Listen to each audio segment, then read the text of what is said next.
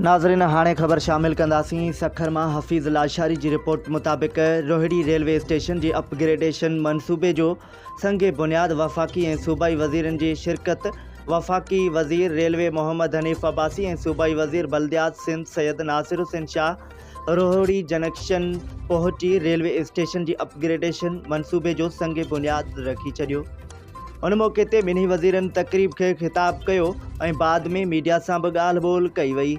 सूबाई वज़ीर बल्दियात सैयद नासिर हुसैन शाह चयो त डिघे अरसे वारो बुनियादी मुतालबो हाणे पूरो थियण वारो आहे।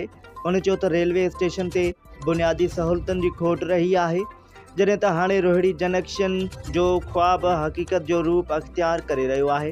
उन वधीक चयो त सखर एक्सप्रेस खे अपग्रेड कयो वियो आहे ऐं तमामु जल्द पाकिस्तान रेलवेज़ ऐं ज़िले काउंसिल जे ताउन सां हो जमालो ट्रेन बि हलाई वेंदी। वफ़ाक़ी वज़ीर रेलवे हनीफ़ अब्बासी मीडिया सां ॻाल्हाईंदे चयो त जेकॾहिं इदारनि जो ताउन जारी रहियो त कमु तेज़ी सां अॻिते बि वधंदो।